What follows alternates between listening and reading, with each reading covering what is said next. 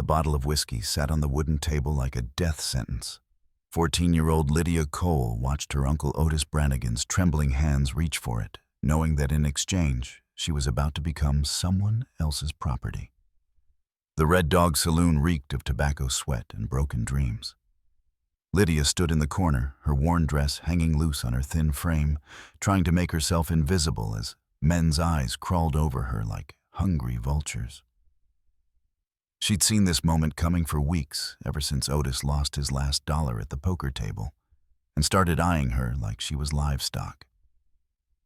Sitting across from Otis was a man who looked like he'd crawled out of the desert. His clothes were dusty, his hat battered, and his boots worn down to almost nothing. Josiah Pike appeared to be just another drifter passing through Copper Ridge, Arizona territory. But something about his eyes didn't match the rest of him. They were too sharp, too calculating for a man who supposedly had nothing. Otis's voice cracked as he spoke. "She's a good worker. Real quiet, won't give you no trouble." His words slurred from the drink he'd already consumed. "All I need is that bottle there, and she's yours." Lydia's stomach twisted into knots. She wanted to run, to scream, to fight.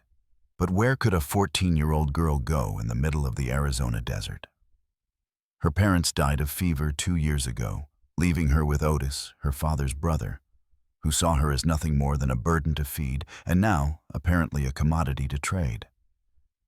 Josiah studied the girl for a long moment. Behind his weathered exterior, his mind was racing. He'd come to Copper Ridge in disguise to see how his mining investments were affecting the local communities. What he'd found was worse than he'd imagined. Desperation so deep that men were willing to sell children for alcohol. The other men in the saloon watched with sick fascination. Some laughed, others shook their heads, but none stepped forward to stop what was happening.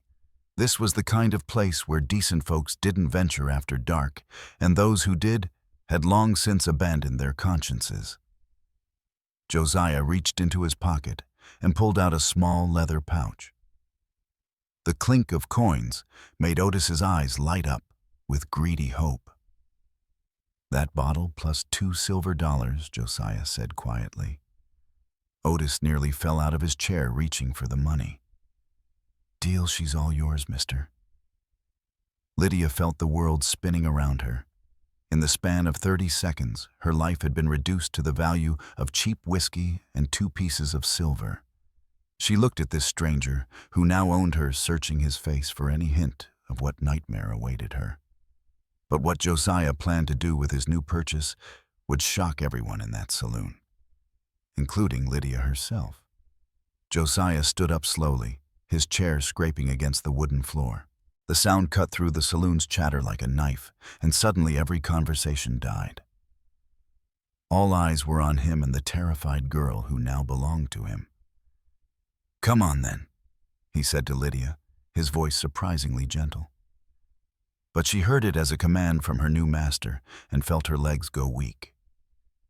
As they walked toward the door, Lydia caught fragments of whispered conversations. "Poor little thing, probably end up in a brothel. That's what happens to girls with no family." Each word was a dagger to her heart, confirming her worst fears about what this stranger planned to do with her. The desert air hit them as they stepped outside.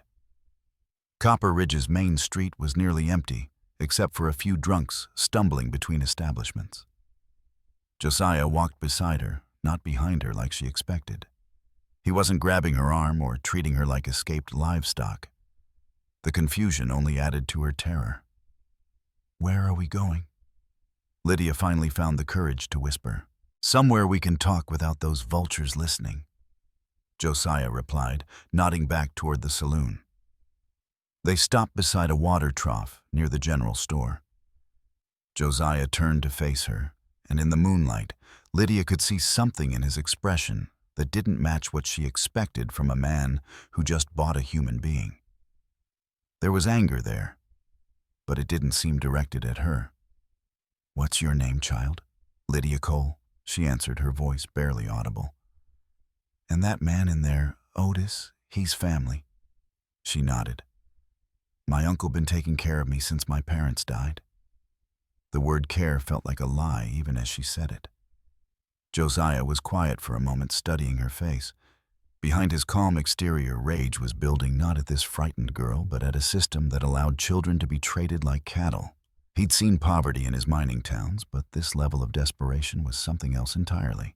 "Lydia, I need you to listen carefully to what I'm about to tell you," he said, crouching down so they were eye level. "You're not my property. You're not anyone's property. Do you understand that?" She stared at him, certain she'd heard wrong. Men didn't spend money just to set people free, not in her experience. "But you paid for me," she whispered, confused. "I paid to get you away from that situation. There's a difference." Lydia's mind raced. Nothing about this made sense. Men like Josiah, rough working men, they didn't rescue girls out of kindness.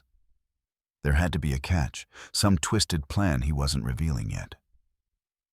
"What do you want from me then?" she asked, taking a step backward.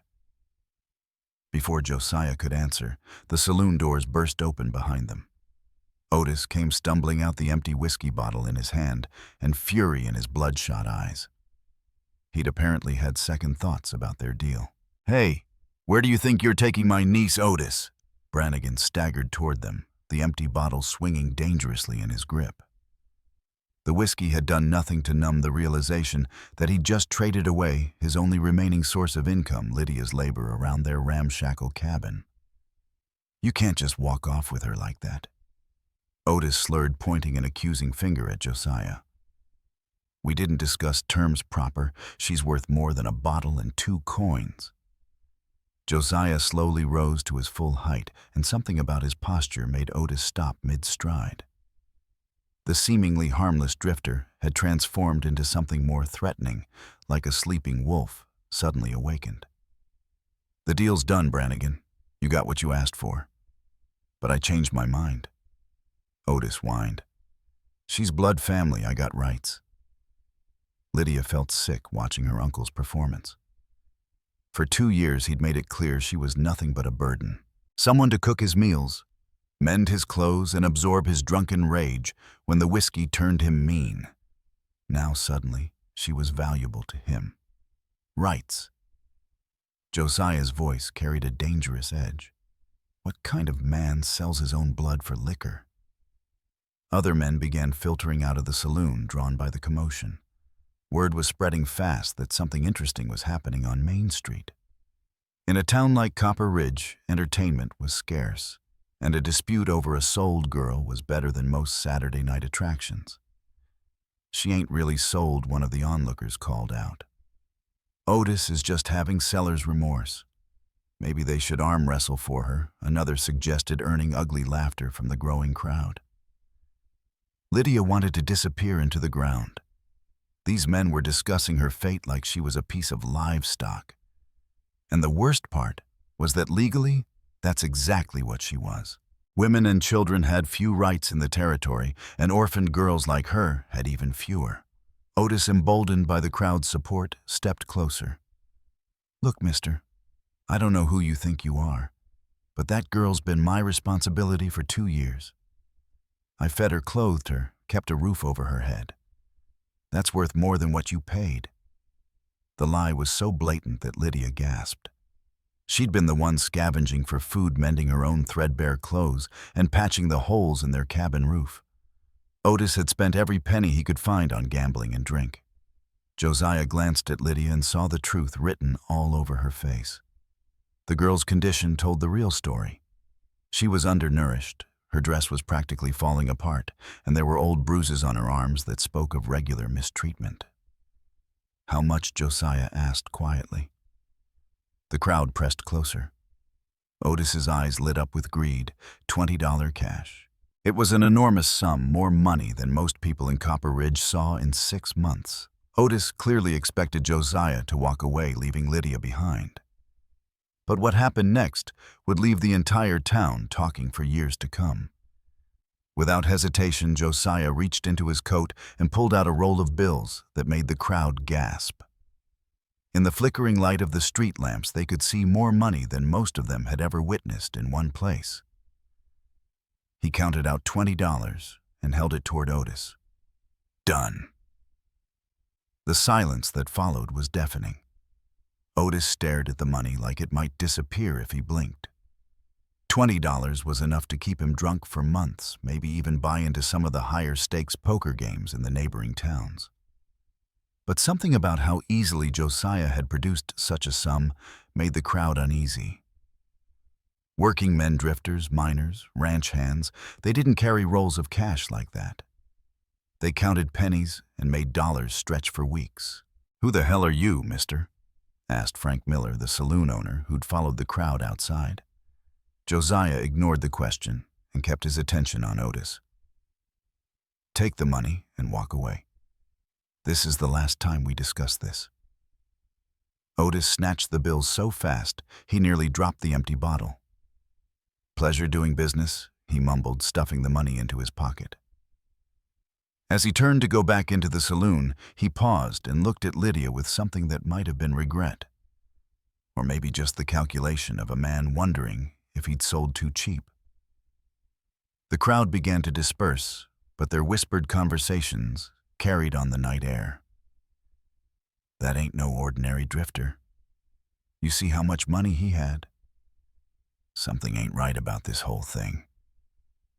Lydia stood frozen, watching her uncle disappear back into the saloon.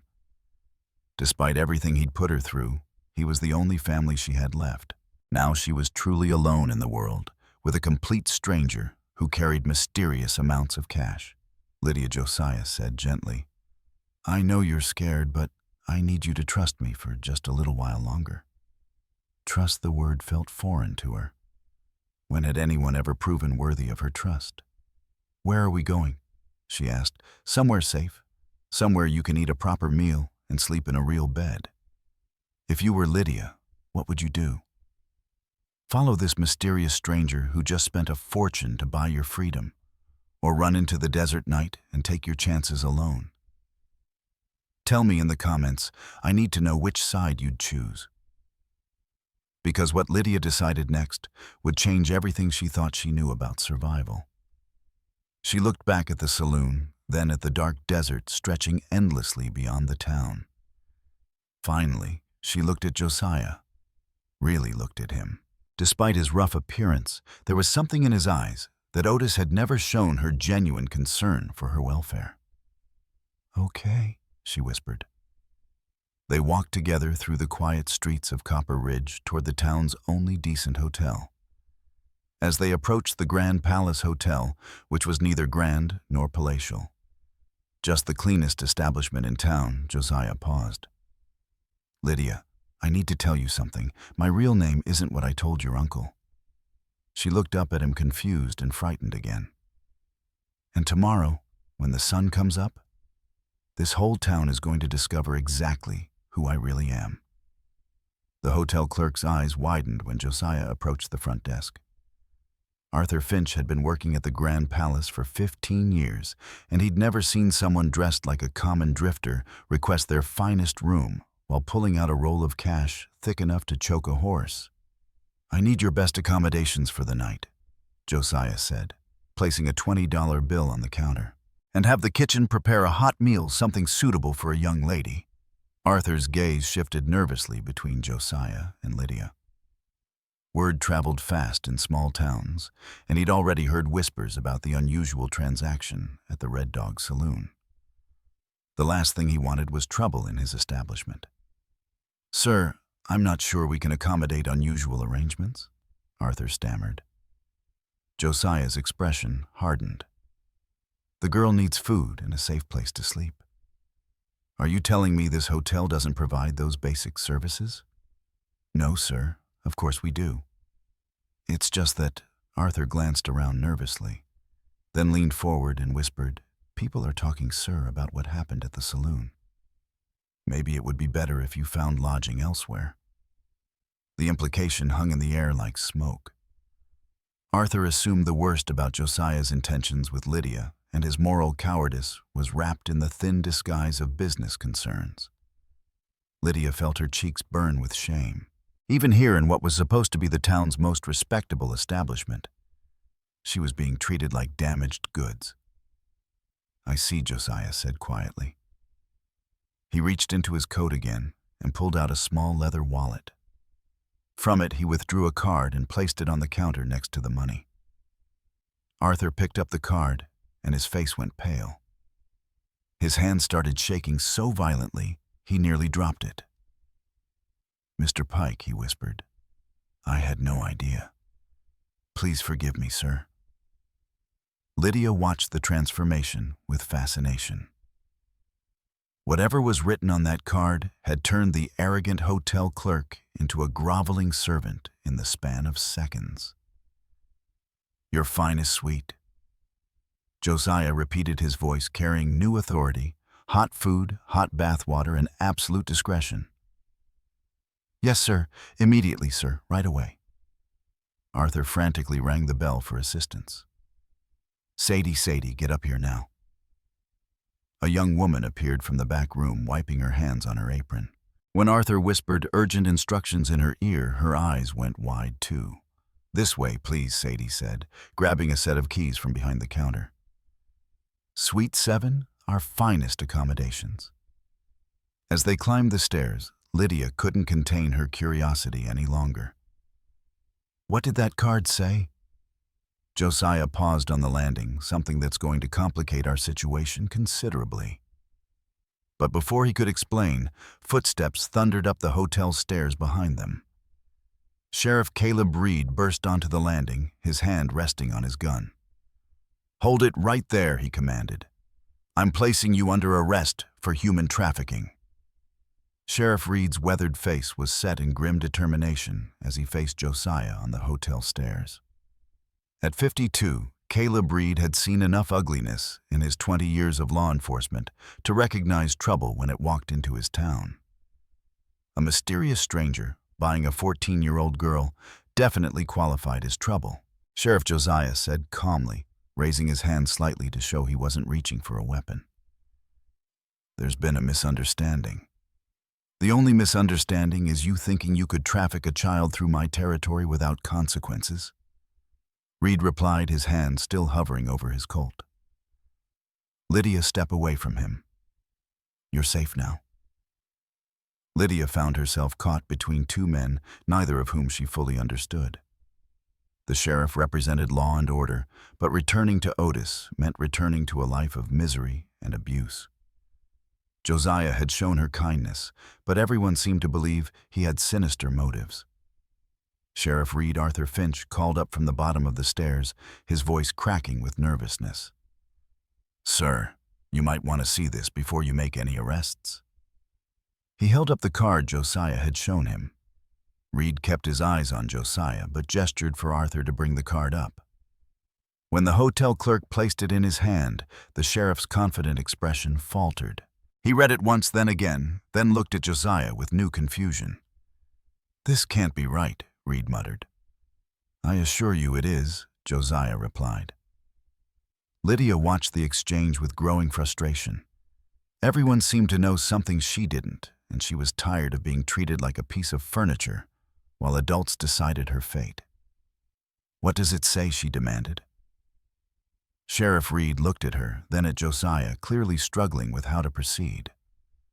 The card in his hand had completely changed the situation, but it didn't resolve the moral questions surrounding a grown man purchasing a child. Miss Cole, Reed said carefully, "This man claims to be Josiah Pike. Not just any Josiah Pike, but the owner of the Copper Ridge Mining Company and half the silver mines in the territory." The words hit Lydia like a physical blow. The Copper Ridge Mining Company was legendary throughout the Arizona Territory, one of the most successful mining operations in the Southwest. Its owner was rumored to be worth more money than some small countries. "That's impossible," she whispered, looking at Josiah's worn clothes and dusty boots. "You look like a drifter," Josiah finished. "That was intentional. I've been traveling through my mining towns in disguise to see how business is really conducted when people don't know who I am." Sheriff Reed lowered his weapon, but didn't holster it. "Even if you are who you claim to be, it doesn't change the fact that you purchased a human being. That's illegal regardless of your intentions."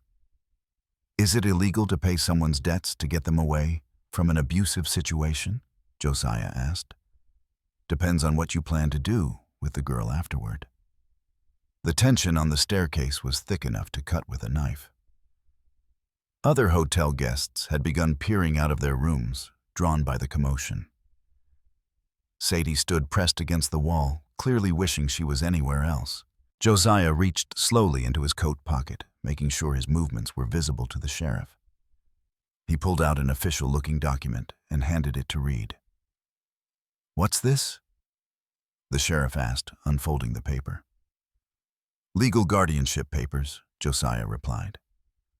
"Already signed and witnessed in Phoenix. I've been planning to establish an orphanage here in Copper Ridge for months. Lydia will be my first ward." But as Sheriff Reed read the document, his expression grew even more troubled than before.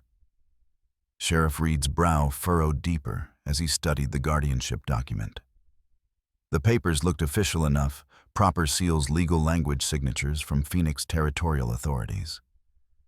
But something about the timing bothered him. "These papers are dated 3 days ago," Reed said slowly. "But you just met Lydia tonight at the saloon. How do you have guardianship papers for a girl you never met?" The question hung in the air like smoke from a gunshot. Even Arthur and Sadie leaned closer, sensing that they were witnessing something extraordinary unfold. Josiah was quiet for a long moment, and Lydia could see him weighing his words carefully. Whatever he was about to reveal would change everything again. "Because I've been watching this town for weeks, Sheriff. And I've been watching Otis Brannigan's treatment of his niece." The admission sent a chill through everyone present. Lydia felt her stomach drop. Had this entire evening been orchestrated? Had her rescue been planned all along? "You've been spying on us," Reed demanded, his hand moving back toward his weapon. "I've been investigating," Josiah corrected. "My mining operations bring significant money into this territory. I make it my business to know how that money affects the communities where I operate." What I found in Copper Ridge was disturbing. He turned to look directly at Lydia. "I saw a 14-year-old girl doing the work of a grown woman, while her guardian spent every penny on whiskey and cards. I saw bruises on her arms when she went to the well each morning. I saw her mending clothes by candlelight long after decent folks were asleep." Lydia's cheeks burned with embarrassment and something else. A strange mixture of violation and relief. Someone had been watching her suffering, but someone had also cared enough to do something about it. "So you had these papers drawn up before you ever spoke to her?" Sheriff Reed pressed. "I had them prepared as a contingency. I hoped I wouldn't need them. I hoped Otis would come to his senses, or that some family member would intervene, or that the community would step in to help." Josiah's voice carried disappointment and anger. "Instead, I watched him get more desperate and more dangerous. Tonight, when I saw him heading to the saloon with Lydia in tow, I knew what he was planning." The sheriff processed this information, glancing between the document and Josiah's face. "Even if everything you're saying is true, purchasing a human being is still illegal. You could have come to me, worked through proper channels." "And how long would that have taken?" "Sheriff, how many nights would Lydia have spent in that cabin while bureaucrats shuffled papers? How many more bruises would she have collected while we waited for the territorial government to act?" Before Reed could respond, rapid footsteps echoed up the stairs. Otis Brannigan appeared on the landing, wild-eyed and clutching a shotgun. "Nobody's taking my property anywhere." The narrow hotel hallway erupted into chaos as Otis stumbled up the stairs, his shotgun weaving dangerously in his unsteady hands. The $20 Josiah had paid him was already half spent on more whiskey, and liquid courage had convinced him that he'd been cheated out of his rightful property. "Put the weapon down." "Otis," Sheriff Reed commanded, drawing his own gun in one fluid motion. "You're drunk and you're not thinking straight." "I'm thinking plenty straight," Otis slurred, swaying on his feet. "That girl belongs to me. Her daddy was my brother. God rest his soul, and that makes her my responsibility. I got legal rights. Lydia pressed herself against the wall, terror flooding through her as she stared down the barrel of the shotgun. She'd seen Otis violent before, but never armed. The combination of alcohol and desperation had turned him into something truly dangerous. Otis, Josiah said calmly, stepping slightly in front of Lydia. You already sold those rights? You took payment. The deal is done. I changed my mind, Otis shouted. A man's got a right to change his mind about his own kin. Hotel guests were slamming doors and barricading themselves in their rooms. Sadie had disappeared entirely, probably fleeing through the back entrance. Arthur stood frozen at the bottom of the stairs, too terrified to move. Sheriff Reed tried to position himself for a clear shot, but the narrow staircase made it impossible without risking hitting Josiah or Lydia. Otis, think about what you're doing. You point that gun at anyone, and you'll hang for it. Don't care, Otis mumbled, his finger hovering over the trigger. Lost everything else already. Might as well lose it all. It was then that Lydia realized something that chilled her to the bone. Otis wasn't just here for the money anymore. She could see it in his bloodshot eyes, hear it in his rambling words. He was here because Josiah's intervention had shown the entire town what kind of man Otis really was. He was here because his shame had fermented into rage, and she was the only target he could reach. Otis, she said quietly, surprising everyone. I'll come with you. Lydia, no, Josiah said sharply. If I go with him, nobody gets hurt. She continued, her voice steady, despite her terror. If I stay, someone dies tonight, maybe all of us. For a moment, her words seemed to penetrate Otis's drunken fury.